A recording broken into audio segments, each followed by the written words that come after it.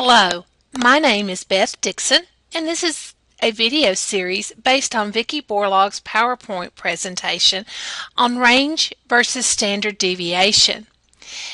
This was developed by Ms. Borlaug, and she has gladly let us use it for this presentation.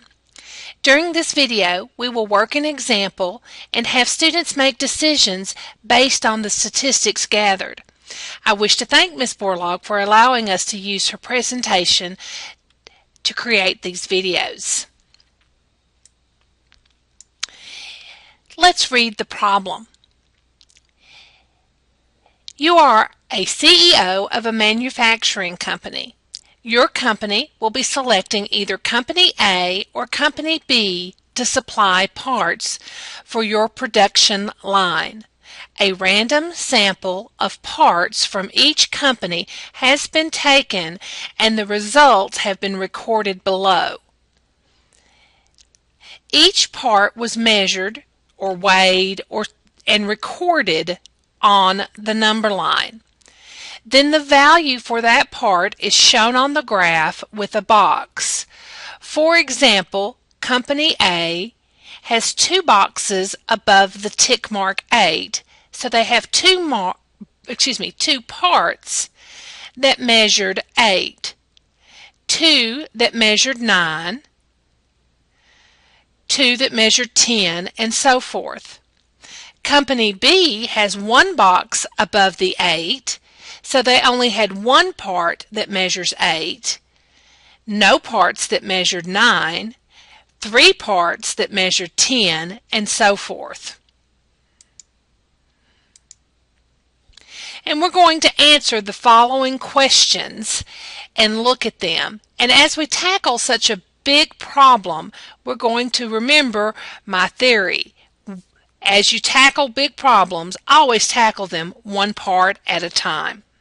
So the first question asks us to find the sample size, mean, range, and standard deviation for each of the company's samples and record the results. Let's first look at Company A. First, we want to look at N. N, remember, is the number of data or the sample size that we sampled. And as you count, you can see we have 14 data. Remember, each block represents a number and the total then is 14. And therefore, N equals 14. Our sample size is 14. Learning the notation is very important for part of this course. X bar is the symbol for the sample mean. Remember that for the population mean we use mu, but this is a sample. You can see down here at the bottom that we have written X bar equals the sum of X divided by N. That is the formula for finding the sample mean. Here is a table with our numbers listed. Again, 2 8s, 2 9s, 2 10s, 2 11s, 2 12s, 2 13s, and 2 14s. If I add those up, that's what it means by the sum of the X's. X being each data item, add them up. So if I add those up, the sum of those numbers is 154. And then to find the mean, the sample mean, we will take that and divide by the number of items I have, which is 14. And 154 divided by 14 gives us 11. So our mean is 11. X bar is 11. The sample mean is 11. Or we could have used our calculator or technology to find that same answer. Now, I won't actually put up a calculator on this one because I'd like to be able to do this in 1 or 2 videos. So we will look at this and use some captured screens from the calculator. First, we want to put the data into the calculator, and this is screens taken from a TI-84 calculator.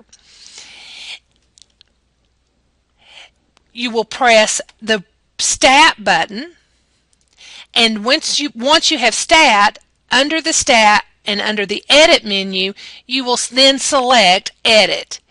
And you should get a screen with List 1, List 2, and List 3, and so forth. You will want to type in your data under List 1, and after each data item, press Enter.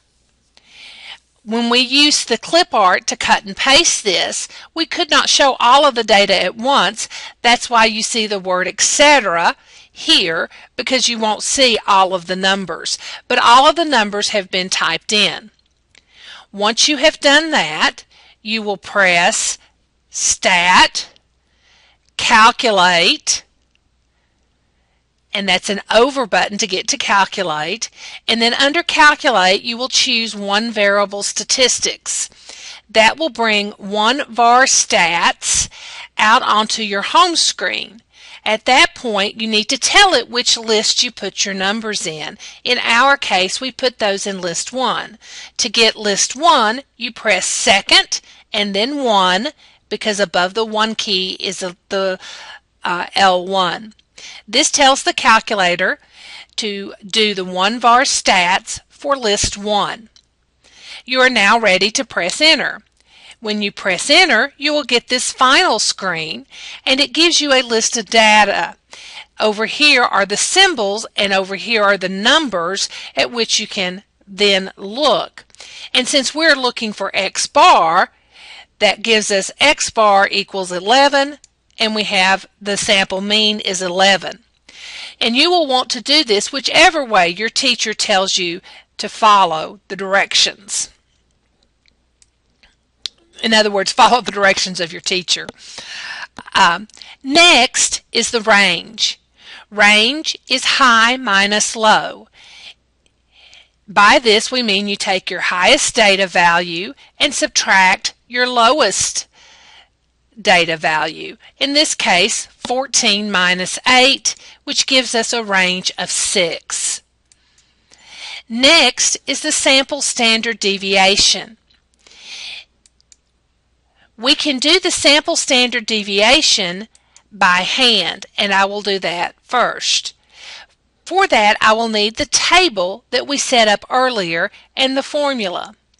The formula for the variance is S squared equals the sum of X minus X bar quantity squared divided by N minus 1.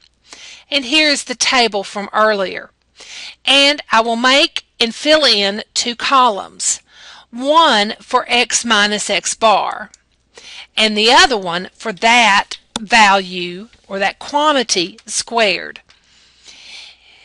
The X bar is 11, that's the mean, and the X's are each of these values here. So for the first column, I'll simply subtract 8 minus 11, 8 minus 11, then 9 minus 11. It takes each of the values in the X column and subtracts 11. And as the magic of the computer will do that, it just goes down and fills those values in. And you can watch one of my other videos on how to do that by hand or use your calculator list to do so. The next column squares each of those numbers, and again by the magic of the computer and the videos and PowerPoint it's done for us, but you can look at that and see that it simply squared each of those numbers. Remember that the sigma here in front of this means to add up each of those values in turn. So now that we've listed those values, we can sum up this last column, and that will be the sum of those values. So the sum of those values, 9 plus 9 plus 4 all the way up, gives us 56. Once we find that, we will divide by N minus 1. Since this is a sample, it'll be N minus 1. We have a sample size of 14, minus 1 is 13, so we get 56 divided by 13.